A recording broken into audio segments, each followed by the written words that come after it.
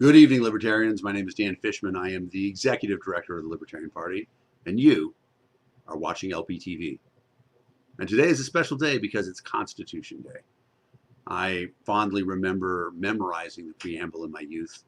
We the people, in order to form a more perfect union, establish justice, ensure domestic tranquility, provide for the common defense, promote the general welfare, and ensure the blessings of liberty to ourselves and our posterity, do ordain and establish this Constitution of the United States. And truly, I believe the United States Constitution is one of the most amazing feats of mankind, to write a document to allow us all to live together relatively peacefully, peaceful transition of government. And I often talk about the fact that politics is just a terrible business to be in, and I know it's my business, but I could not hate politics so much. I do not love my country more. That's why I'm a member of the Libertarian Party. I'm joined today by several of my colleagues on the Libertarian Party. Laura Ebke is a member at large from Nebraska. Valerie Sarwark, a member at large from New Hampshire. And Eric Raudsep is a member at large, currently residing in North Carolina. So I'd like to welcome you all to the show. Thanks for having us. Absolutely. So we started off talking about the Constitution, and today is Constitution Day. And as libertarians, we spend a lot of time talking about people's rights. And one of the amazing things about the Constitution, of course, is that the Constitution doesn't grant you any rights. The Constitution instructs the government not to interfere with your rights. And so when we talk about that in the Constitution, I wonder if any of you would like to jump out and tell me like one of your favorite parts of the Constitution. It's maybe something you dislike later on, but Eric, why don't you start off with something you like in the Constitution, one of your favorite pieces? Well, much like you, I have a deep admiration for the Constitution. It's 233 years old today and is the longest standing Constitution in the world at that age. You have to remember the average Constitution is only 14 years old around the country, so or around the world, rather. So that is a really great thing. As far as my favorite part, that's a tough one. That's a really tough one. It has to either be the Fourth or the 10th Amendment. I mean, the Fourth Amendment is powerful, but unfortunately largely ignored by our government. And we should point out the Fourth Amendment is protection from illegal search and seizure. Yes. And the 10th Amendment that, the Constitution, any power that's listed within the Constitution or any aspect of the Constitution, or any power not granted to the federal government is thereby inherently a part of the state or by the individual. So I think the 10th Amendment is also exceptionally powerful. And that goes to an important point, the idea of enumerated powers. Yes. That the Constitution only gives the powers, and the Constitution does give some powers to the government. But, for example, the power to provide for an armed forces, to maintain post roads. There's some powers granted to the government, but it specifically says only these powers that were written. And if there's anything else that comes along, those things aren't included. They don't belong to the federal government. Absolutely. So, Valerie, let me ask you. Obviously, Eric had an advantage in going first and named two, but is there a section of the Constitution that you think this is something that I really like? I mean, obviously, yeah. Fourth is, I feel like as libertarians, I feel like everybody as a libertarian is like very in tune with the Fourth Amendment. But I'm going to say the 19th Amendment because I'm a woman and I can vote, and I'm so happy about that. But my grandma is still alive, and everyone's always like, "Wow, she must be so old." But her mom couldn't vote, right? Like, wow, that's not that long ago. Yep.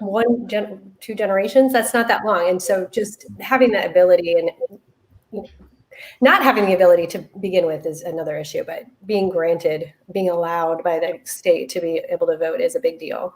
And it points to an interesting aspect of the Constitution that's different from a lot of bodies of law, a lot of works of law, in that it has within it the ability to be amended so that when there is something wrong, it can be addressed. Yes. Laura, Senator Ebke, you have more than passing familiarity with the Constitution. I'm interested in what your scholarly view is on what is a favorite part. Well, I have two favorite parts. First of all, Article 1 of the Constitution, right at the very beginning, right after the preamble, designates the powers of Congress. I'm sort of a legislative person, and so I like the powers of the legislature, and I like the way that they put that number one, where it was the most important branch of government. That it's not the executive or the judiciary that's the most important branch.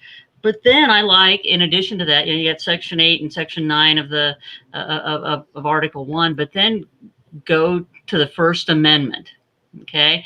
And that limits what Congress can do. Congress shall make no law, and I think that that's important. That not only do we designate what the branch of government that's supposed to be most accountable to the people, can do, but we also have designated through the First Amendment what it can't do. That's a wonderful thing, because those limits, and you spoke about Congress shall make no law, Congress shall not infringe, the right of the people, et cetera, all of these things, the wording is so deliberate. And yet we certainly have found cases in the Constitution where things have gone a little wonky. And now I'm going to go ahead and imagine that everybody would start off with the 16th Amendment, the allowing of income tax. And if you want to elaborate on that, that's totally fine. Why don't we go to you first, Valerie? Anything in the Constitution you think you wish wasn't there, or you might change, or? Well, yeah, it got amended later, but the 18th Amendment, right? Me. Yeah, that's an outstanding point. Prohibition, the 18th Amendment. Yeah, but as you said, the best thing about the Constitution is that it can be changed, and it was changed two amendments to that, so that's fine. That's one of my favorite stories, because the way that the 21st Amendment was passed is different from every other amendment, because it didn't start in Congress, it started with the people, because the temperance movement was so strong that no politician wanted to put themselves on the line. So it was a movement of the people that passed an amendment to the Constitution. I think about that a lot when I, despair, right? There are times that we think about what's happening and we despair and say, oh, the politicians run it all.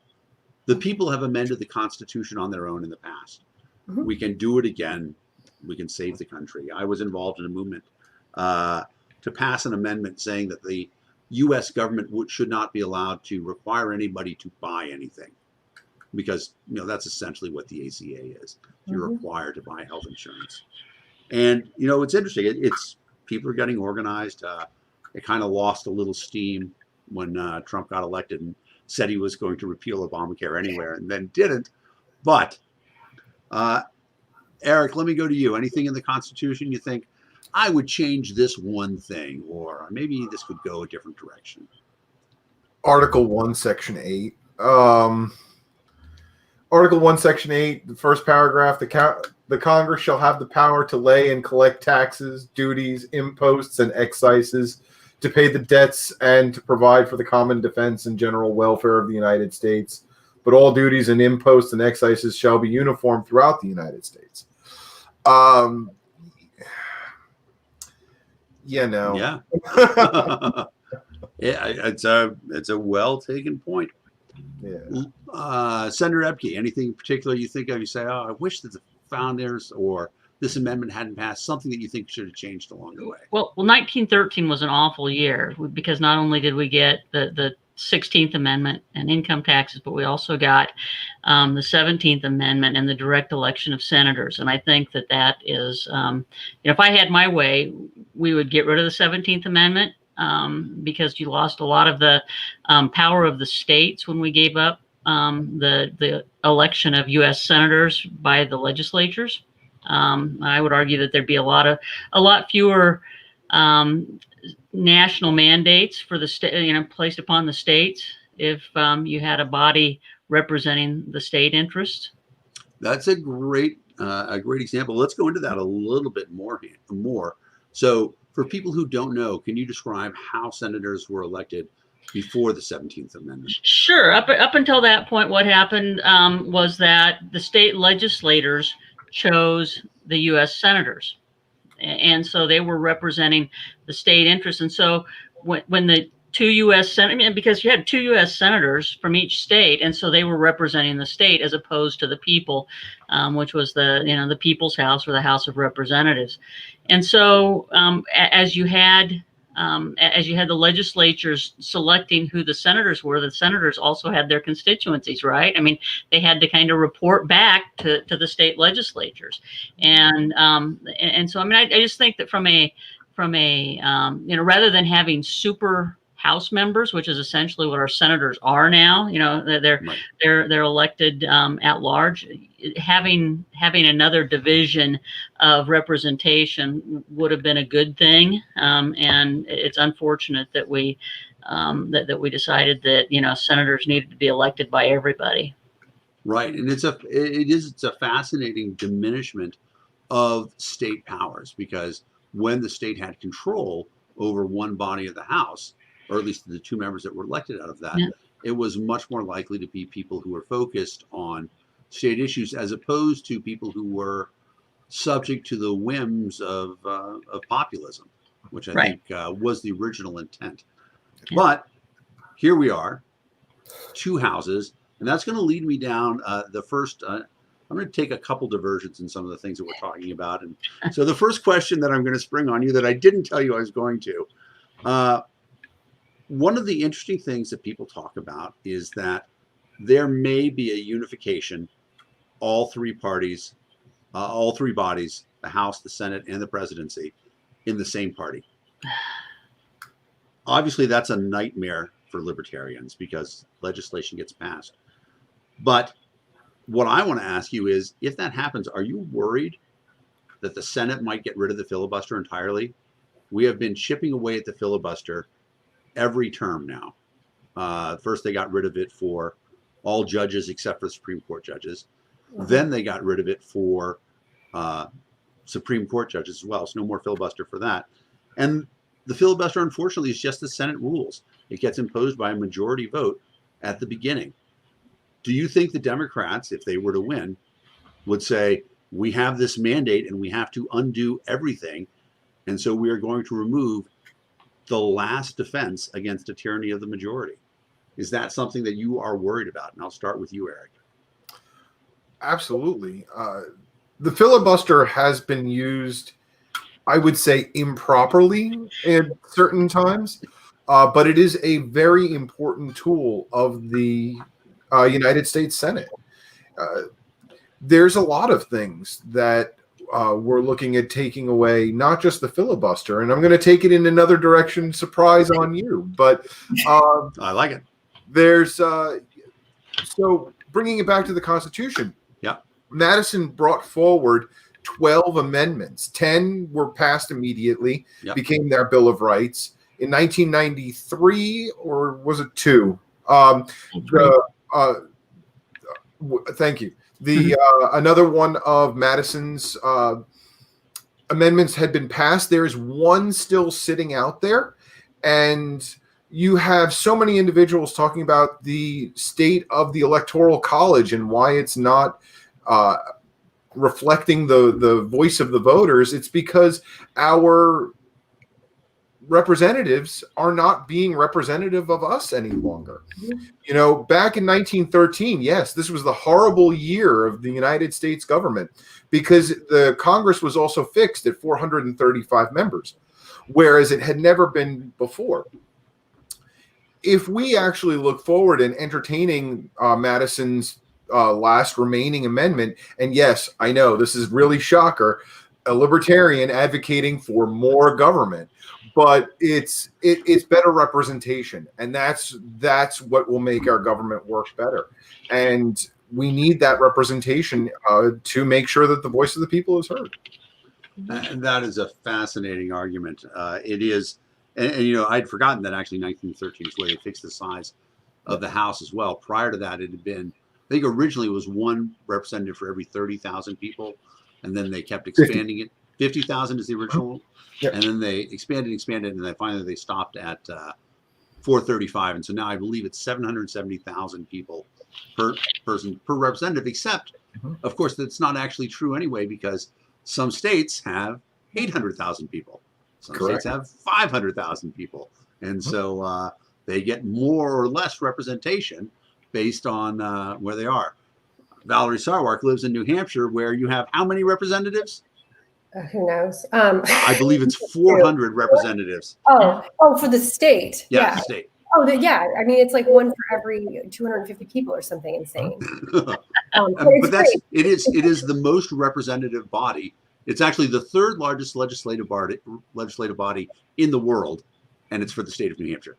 Yes, it's great though, because it's so localized that you have to see these people out and about. It's not like, I mean, I've never saw any of my representatives when I lived in Arizona ever. But yeah, you see them like at the park or at a picnic, and if they screw up, you're like, hey, what's up? Why did you vote? Why'd you vote for more taxes? So it helps keep everybody in check. But if we had that for the United States, there'd be like 16,000 representatives. That's not going to get anything done either. And so that leads us to an interesting question. It has occasionally been put forward that American-style democracy, as we wrote it, doesn't scale to 330 million people. One of my favorite statistics is that in 2004, when George Bush was reelected, 59 million people voted against him. And of course, 2004, the Democrats were sure they were going to win. Bush, Iraq War, all that stuff. Couldn't believe what had happened.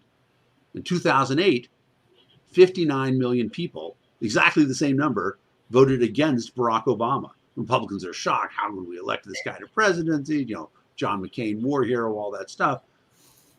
If there is a system of government that requires 59 million people to be unhappy with the state of affairs, maybe that means that either the president and the government has too much power, or we really have done something that's outside of the scope of a document that was written. And so that's one of the fascinating things about the Constitution, is that we can change it. So if you were going to think about a future amendment, and I'll just throw this out there right now, something that you say, oh, I wish that we could do that. For example, I'll bring forward one that's sometimes popular with libertarians.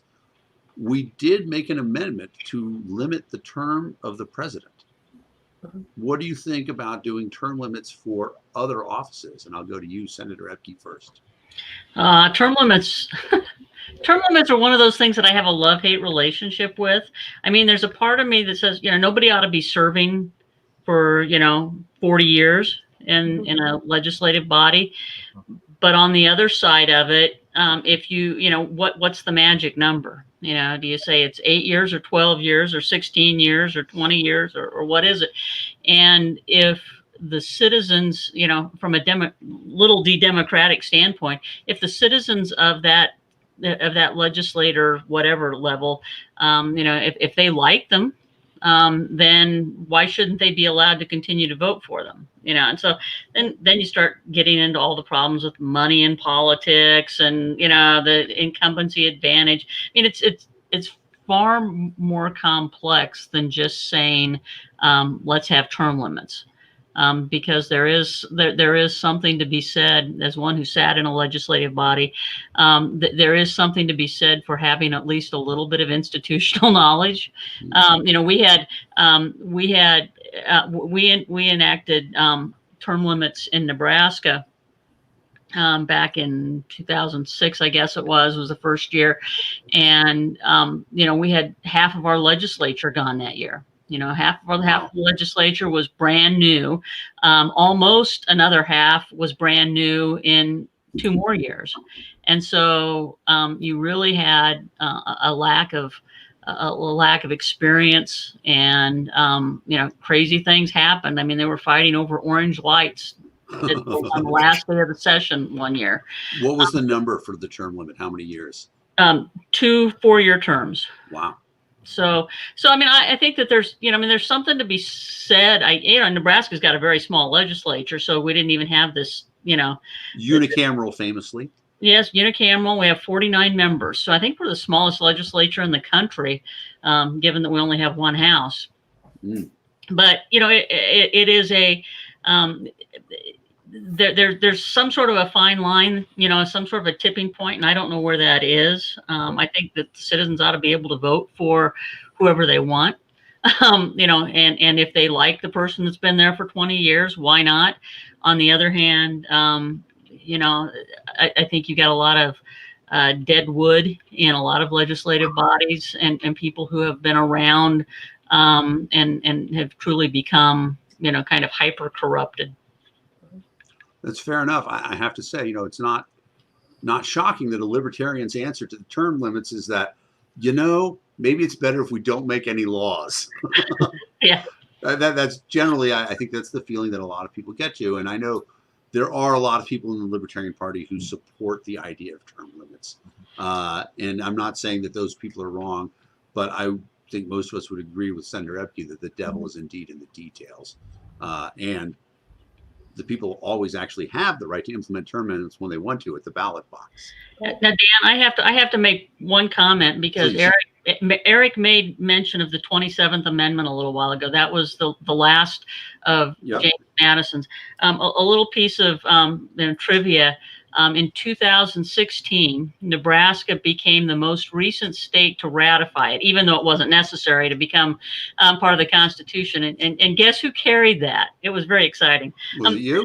I did, yeah. Wow! Congratulations. That's one of my claims to fame. I got one of Mr. Madison's amendments passed. Well, so briefly, for those who aren't familiar with the 27th Amendment, Eric, do you want to quickly outline what it was? I actually have the text right here.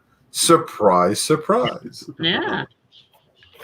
So the 27th Amendment is actually very short. It's probably one of the shortest amendments that we have. And no law varying the compensation for the services of senators and representatives shall take effect until the election of representatives shall have intervened. That's it. Madison was beautifully succinct.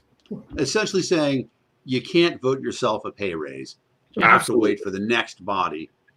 Right. And, it makes a lot of sense, but that's an interesting thing, too. And so detour number 2,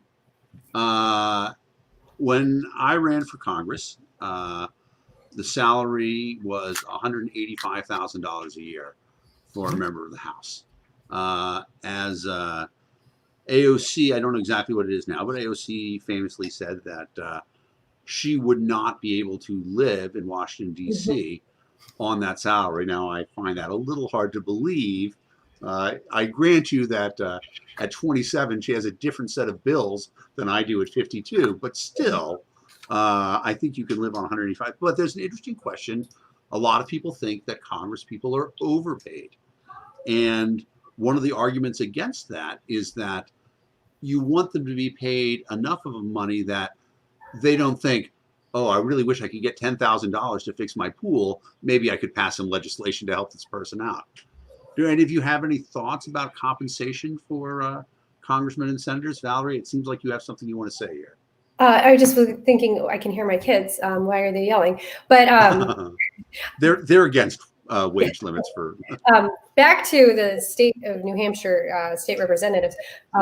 The state house, they make like $100. $100 a year is salary. Yeah, and that's it. And I mean, obviously, I don't want to say that that's what the full-time Congress people should be paid. But if they're able to do the work that they do for the state of New Hampshire, I think that we could get like a more like 40,000, like a more reasonable. Even you've got congressmen and senators sharing townhouses in DC. You can make it work if you're doing it for the job to represent the people and the love of government or whatever your love of doing it is for. Then you can make it work. And $185,000 is a good incentive to do the job, not to do the work. Right. It's interesting too, though, that I want to say that it's over 50% of the House are millionaires, and I think it's actually a higher number than that. I will look it up while I'm looking at it. And there And they is also have like terrible credit. So what's up with that? Right? Like I think more than half of them can't even get a credit card. And remember Rubbergate? I don't. I'm not familiar with the story at all. What is Rubbergate? Rubbergate was when all of those congressmen and senators were bouncing checks left and right. Oh, and see, I thought it was going to go completely different. Go ahead. they're personal checks. So like you're getting Yep. paid more than, I mean, even in the DC metro area, $185,000 is what two people earn, not one person. And it's not mo money, mo problems, but these people are in charge of representing us and they can't even manage their own checkbooks. So yeah, no, you should look it up. Rubbergate. I don't remember what year it was, maybe in the early 90s. That was the check kiting scandal, right? Where they were writing checks to the House bank for cash and then not covering them. Yeah, there's just like putting them into bad debts or something. Wow. I don't want to plug anything, but have you ever heard of the Capitol Steps? The musical group? Yes. Yes, I have. They have a series of songs on Rubbergate. All right, I will look that out. So that is a fascinating thing. I really like hearing about that, learning something new on Constitution Day about the federal government. I do know that among other privileges, like the House Bank, they also have franking privileges and all sorts of other special abilities. But I think we've hit the Constitution. We've hit a little bit of government. I want to talk a little bit about libertarians.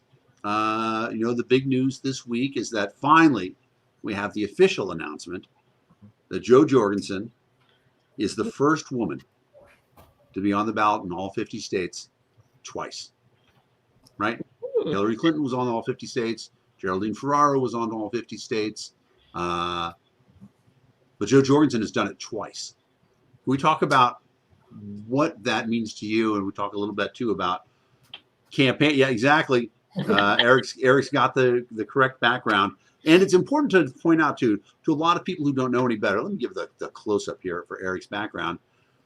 This phrase, "I'm with her," that was the libertarian phrase long before Hillary Clinton ran for office. We were with Lady Liberty. I first saw it in 2008. So I don't know exactly when it's originated, but we've been around for a long time. But so let's talk a little bit. Anybody want to talk about 50 state ballot access and what it means that, in this environment, we were able to do it and what it means for the Libertarian Party? And I'll talk with, Laura, Senator Epke. Well, it certainly seems it certainly seems like a really big deal, especially given the efforts that both of the old parties have made, around the country and trying to remove different people from the ballot. I mean, whether it's a Republican in one, Republicans in one state trying to take a Libertarian out, or Democrats in another state. I see that the Greens got pulled from the ballot in Pennsylvania today. So, it's a huge deal that we're going to, that there is a real choice for Americans everywhere. We should be really proud of that. Yeah, I especially, you talk about the Greens being knocked off. It seems to me, sitting from this chair in Washington, D.C., there has clearly been a directive from the DNC, and I don't have any inside knowledge about this, but this is what it looks like to me, a directive from the DNC to try to remove the Greens every place that they can. Mm-hmm. It is, it's sad. Especially because, listen, Green candidate Howie Hawkins is, I'm not saying where he's on my list of candidates that I would vote for in ranked choice voting, but he's not number one. Yeah. But I really do believe that the purpose of government is not to restrict your choices for government. I know that's across the thing. Valerie, you've been involved in a lot of campaigns, either running them or assisting or campaign manager or any number of those things. Can you talk about, the importance of ballot access for the Libertarian Party?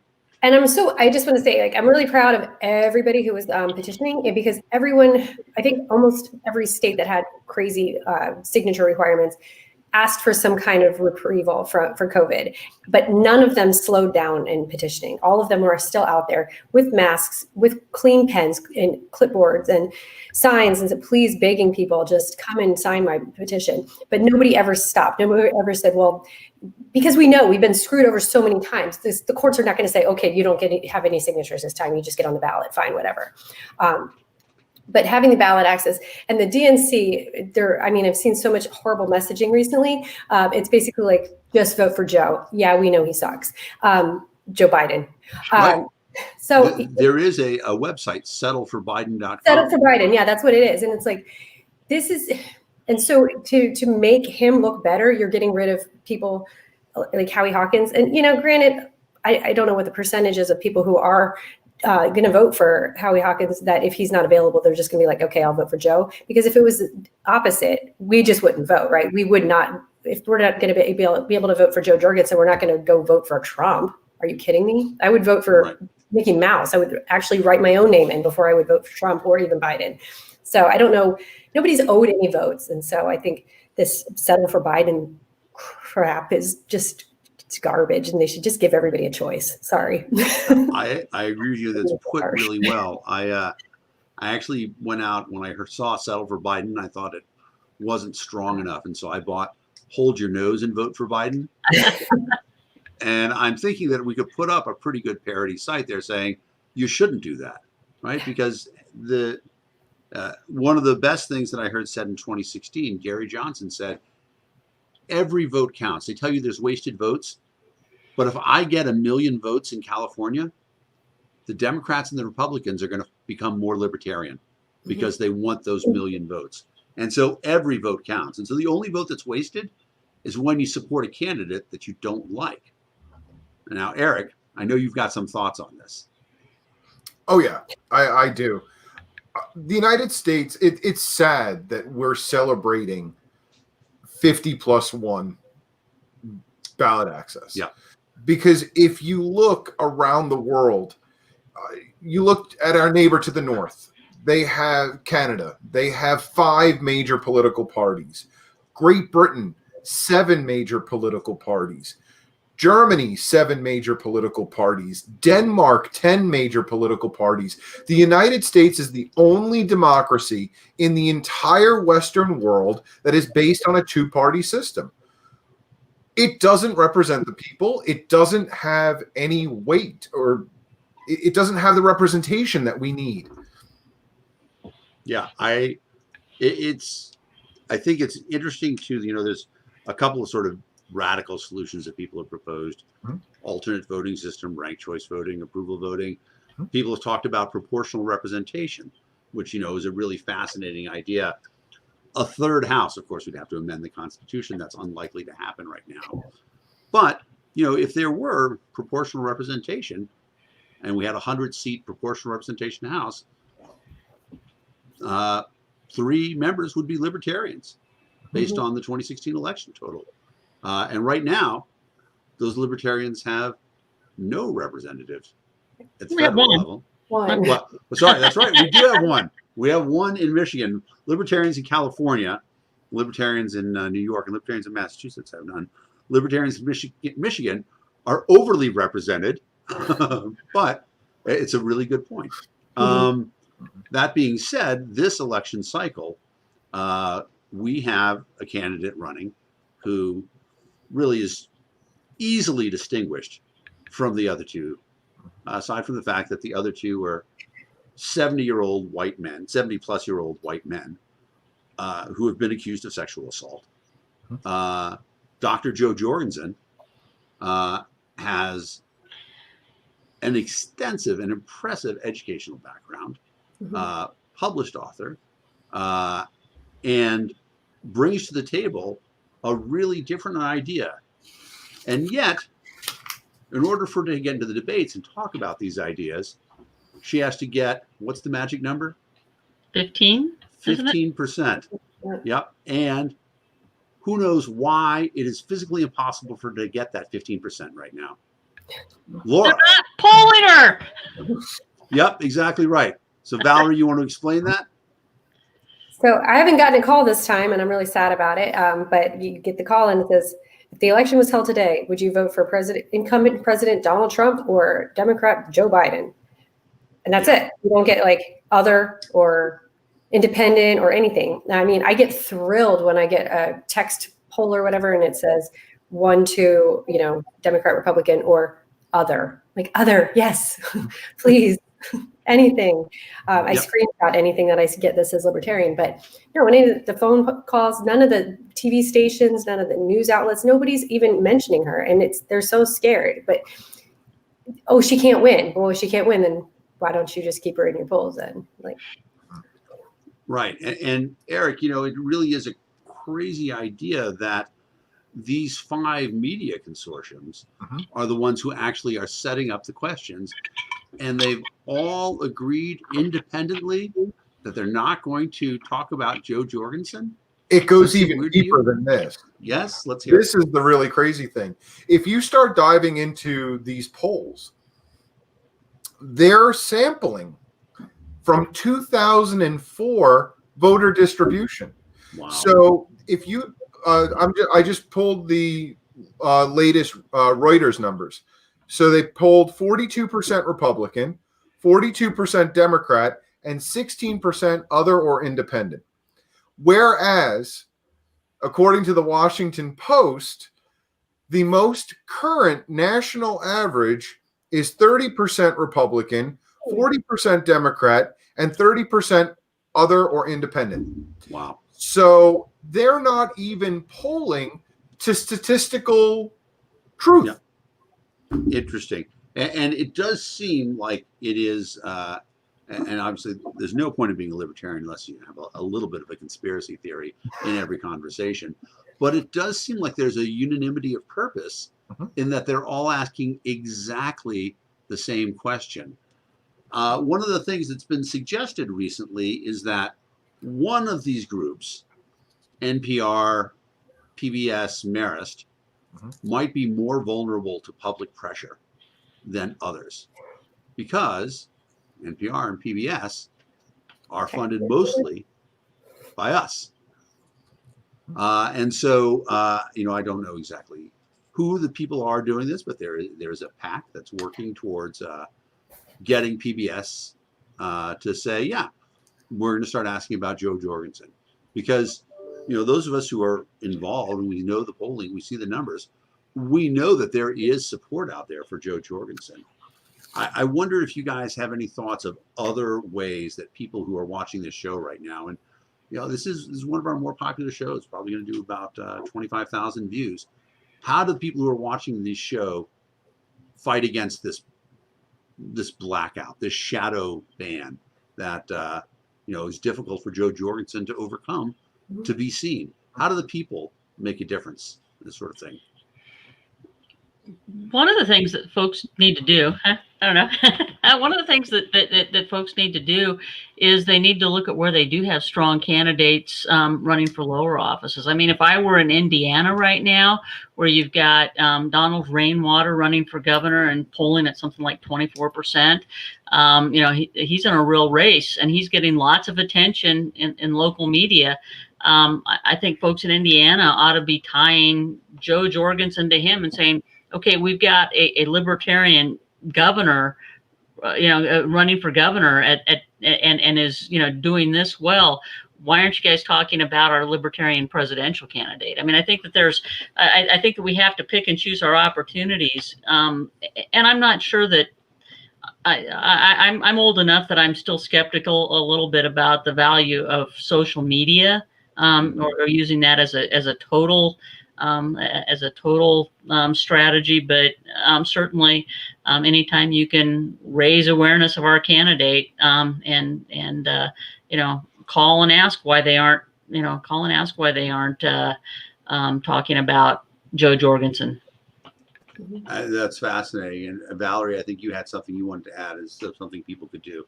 Yes, this is kind of in the same vein as what Laura said.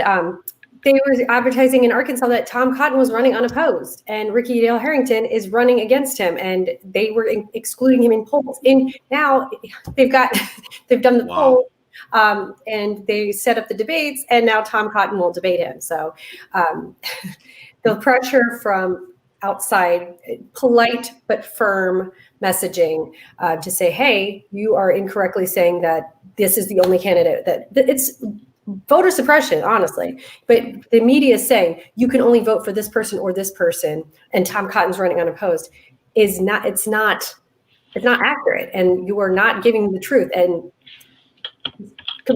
constant firm messaging in a nice manner, not screaming, you forgot Joe Jorgensen on this, whatever. We're adults. Let's act like adults and just keep pushing. Now, if the Libertarian Party in Arkansas ought to be running some ads. Jared's name keeps popping up here, but in 2018, my opponent, and I was trying to catch up. My opponent was his name was Tom, and we just ran ads in the local newspapers that all they said was, "Why won't Tom debate?" And so the Libertarians in Arkansas can take that one and say, "Why won't Tom debate?" Just run simple ads. They could just steal the exact wording too. Exactly. Exactly. That's what made me think of it. Well, and it's fascinating too that you raise a really fascinating point that it wasn't even that it was voter suppression. It was Ricky Dale Harrington Jr. was on the ballot. Mm-hmm. And the news media reported that Tom Cotton had no opponent. Yeah. That is an astonishing level of control. Now, this is not the first time that we've seen this, though, because honestly, even internally, right, when Ron Paul was running, there was a refusal to acknowledge Ron Paul running. And, he's a Republican, and so I'm not going to get too much into supporting it, but it does seem like the media at various times has favorites. And that's where it goes. And that's something that's going to be very difficult for us to break. Eric, I see you nodding along there. Oh, yeah. No, it's really true. The media is the friend who has the money. So that's really, you're buying their loyalty, unfortunately. One of the best things that we can do is have a whisper campaign. Tell all your friends, tell your family, anybody who will listen. When you're buying coffee at Starbucks, talk to people online. Yeah. When you travel, wear a Jorgensen shirt. Actually, we just had the LNC meeting. Oh my gosh. And it's the alphabet soup. It's killing me. But we just had the LNC meeting. And when I was flying home, I wore a Jorgensen shirt. And I had a 4-hour layover in Chicago, and I think I must have held court with probably like 20 people who wanted to know more about Jorgensen and what was her opinion or what's libertarian opinion on this or that or whatever. It truly did make those 4 hours in Chicago fly by. But it was great conversation. There were a lot of people that were joining in, had a lot of positive comments and stuff like that. And that's the best way to do it is start making those one-on-one connections randomly or with people that you know. And of course, one of the things about it too that I think is the most galling for all of us is that the other guys running are idiots, right? I mean, there's just no way around it. And so I wanted to play a little clip from yesterday and see if you guys have any comments on this.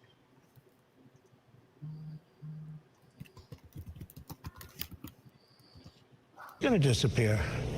It's going to disappear. I still say it would go away without the vaccine, George, but it's going to go away a lot faster. It would go away without the vaccine? Sure, over a period of time. Sure, with time it goes. And many deaths.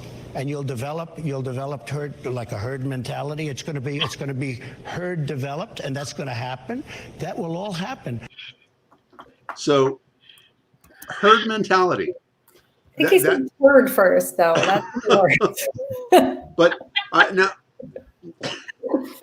it's pretty astonishing. And so the thing is that I wanted to, for fair balance, play one of Joe Biden's gaffes. The problem is that in the 3 hours leading up, I had a hard time figuring out which was the best. I think the best is the one where he talks about the fact that he graduated at the top of his class from law school and was a distinguished scholar and went to school on a full scholarship, which he then had to retract because he actually graduated in the bottom of his class, was not on a full scholarship, and was not named a distinguished scholar to school. That's probably my favorite one.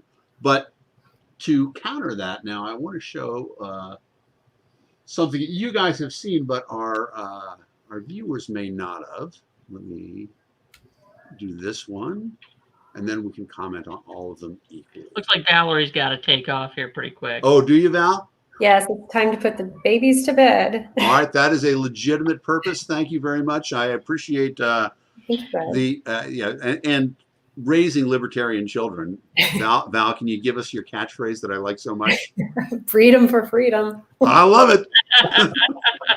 That is my favorite thing. Valerie Sarwark from New Hampshire, a member of the LNC At-Large. Thank you so much for joining us. Thank you. It's good to see you guys again. Yep. See you later.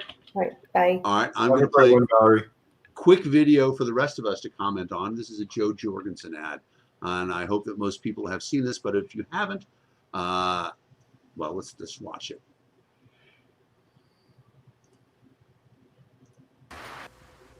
The president says he wants to wage a war on drugs, but if that's true, what we need is another D-Day, not another Vietnam. Before you got in this program, did you take a test where you're taking cocaine or not? What do you think, huh? Half of the total prison population in the world are allegedly in jail for non-violent drug-related purposes. Nicotine, alcohol, good drugs. Coincidentally, tax drugs. Now, where's my commercial? They did everything they could to keep Tulsi Gabbard off that debate stage because they didn't want to hear what she had to say. Senator Harris put over 1,500 people in jail for marijuana violations and then laughed about it when she was asked if she ever smoked marijuana. I am not in favor of legalization. We need more prisons. Your government will continue to act aggressively. Biden has made it a death penalty offense for everything but jaywalking. America's public enemy #1 is drug abuse. After all, there's a lot of money in this. If we don't get tough on the drug dealers, we're wasting our time. And that toughness includes the death penalty. It's okay to drink your drug. We meant those other drugs. Those untaxed drugs. I will federally decriminalize all drugs, letting consensual adult activities become safer and destigmatized, allowing the true victims to be recognized so they can be given the help they need. This is your life. You can make your own decisions better than somebody out in Washington. When we end the war on drugs and free its victims from their cages, it will be because of you. Salvage lives, not throw them away. We would not see all of the people who are locked up for simple possession, for simple use. If there is no victim, there is no crime. I'm Joe Jorgensen, and I approve this message. And I mean, that's just a huge difference from the message that's coming out from the other two campaigns right now. And I think that, obviously COVID is an enormous issue going on in the country. Wildfires, hurricanes, my favorite comment on talk radio today. So I'm sorry to laugh at it, but it was the most ridiculous thing because occasionally I listen to conservative radio and somebody said, I don't understand why Congress won't let the president bring the hurricanes over to put out the wildfires. I'm like, really? Really? Maybe they were joking, but it was a crazy, crazy comment. But this message of, criminal justice reform is one that libertarians are really leading on right now. And I think that it's resonating. And I think it's one that the status quo, the existing government, doesn't want to talk about. Eric, do you have any thoughts about that? Well, I think you kind of hit it on the head. When libertarians speak, the old parties follow in about 15 to 20 years. So, you know, what we're talking about today will finally be picked up by the old fogies in a couple of years. It's been done time and time again with GSM rights, with drug legalizations, ending the drug war, on and on. So the fact that we're talking about it today just means that they'll be behind the curve yet again. Let me just quickly interject. GSM means gender and sexual minorities. It's yes. a phrase that is preferred now generally in the community over LGBTQ because it's more inclusive. Correct. It's more inclusive and easier to say. The full LGBTQ 2+ is now actually 37 characters long, and it's a perfectly fine acronym. Yep. But to make sure that everyone is included is difficult. So GSM, or gender and sexual minority, is definitely an easier way to describe it. I appreciate that. So I didn't mean to interrupt you. I just wanted to explain for people who hadn't heard that phrase before. Yeah, but I mean, that's just the way government is. You know, I mean, the Libertarian Party, we're bold, we're forward thinking. We're always looking to the next step. You know, I mean, this entire conversation started because of the discussion of herd immunity or herd mentality. If we follow government guidelines on this, the FDA regulations, we would be looking at a coronavirus immunization somewhere around 2033. If we followed every step in every single guideline, even though the medical industry has stacked development, and if we follow stacked development, the earliest that we could be seeing an effective, safe coronavirus vaccine would be August of 2021. The industry knows how to put this out, and you know it's a non-starter. But you know, we talk about all of these different aspects, and the Libertarian Party is the leader when it comes to any of these issues. And that's a great point. And one of the things that we can talk about, and we're going to play into your expertise here, Senator Epke, is that you know, we're looking at a long road out for the American economy. And one of the things that's been proven is that if you don't try to regulate the American economy, it does gangbuster business. And you look at all the things that have sprung up in the COVID era of people finding ways to service, to be of service. And one of the things that, you know, I've always loved is that libertarians want to be of service to humanity because they know humanity will pay for service. And you are an expert on licensing, regulations, etc. And it seems to me that that's going to be one of the easiest ways out for us. Do you have any thoughts on that? I have lots and lots of thoughts on that. Yeah, we've talked about this a lot, both where I work and a lot of other kind of group settings. The thing is that if you stop and look at what governors have done around the country in this era, many of them have essentially moved to a universal recognition of licensing. They've basically done away with the current licensing structure for certain occupations, especially medical related ones. In Nebraska, for instance, and I think many other states as well, we don't have carry out drinks like they do in Louisiana, or at least in New Orleans as a general rule. And we have in Maryland too. Okay, awesome. well, Awesome. So all of a sudden we have carry out drinks. So I can go down to the local Mexican restaurant, carry out a tequila, and or margarita and my enchilada dinner, and bring it home. All sorts of regulations like that in the interest of the economy, or in the interest of protecting the health, safety, and welfare of the public have been relieved. by executive order.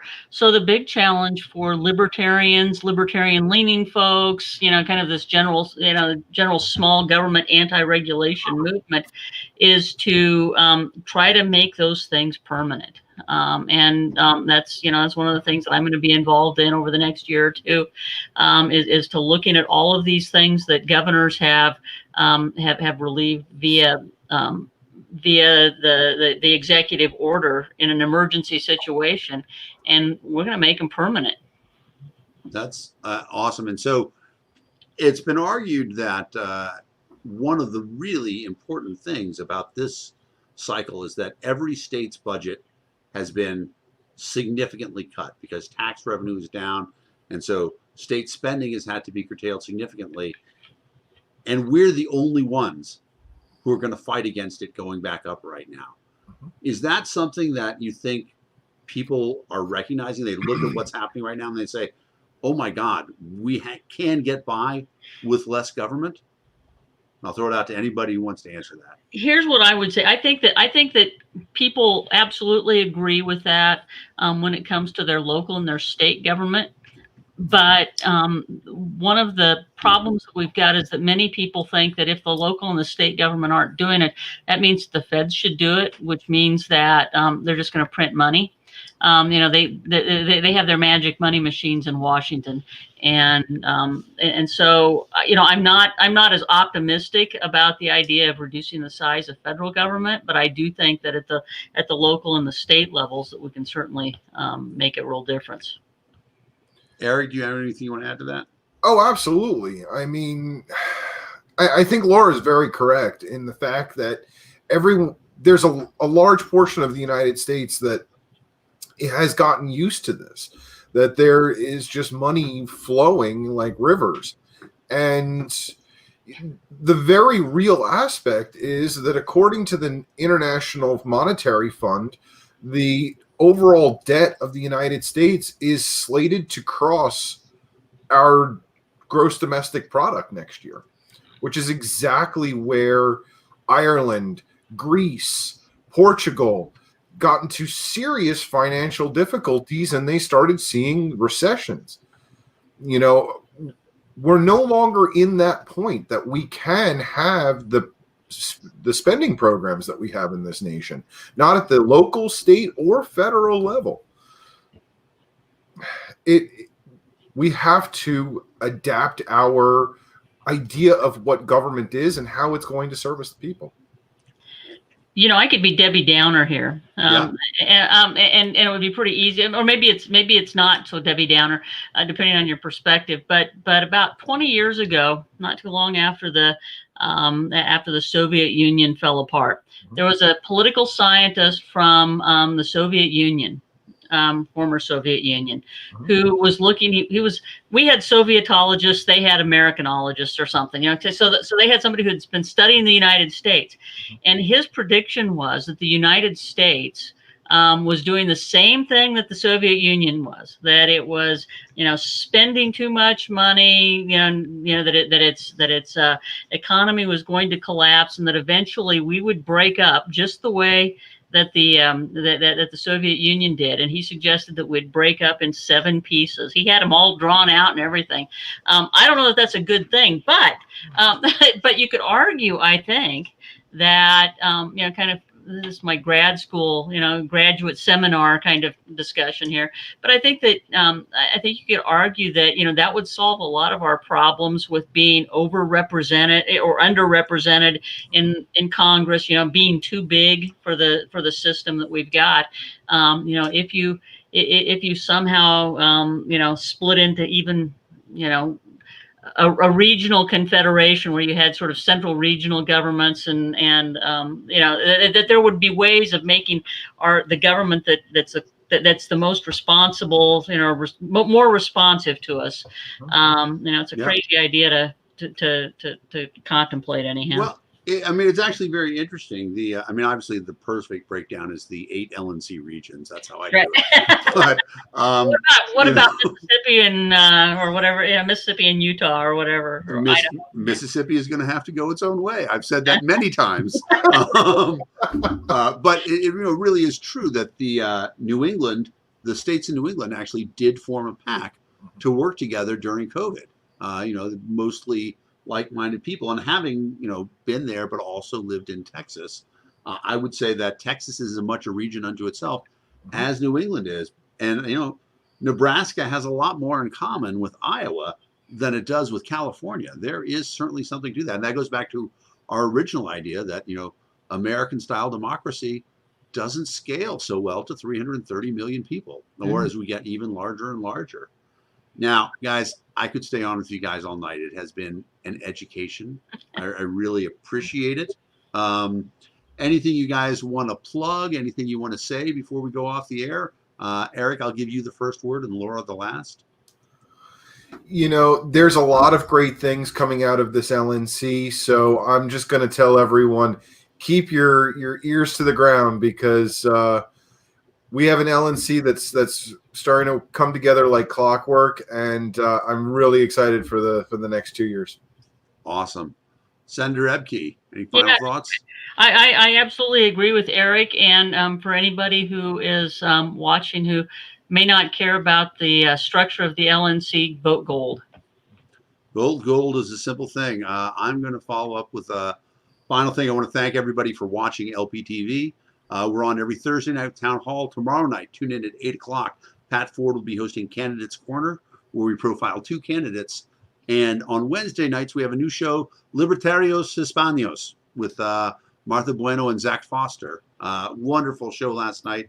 It is in Spanish, so either have the translations on, watch on YouTube, or send it on to somebody who speaks Spanish. But wonderful, wonderful piece. I want to thank you guys for tuning in to LPTV. And we will see you again, hopefully, tomorrow night.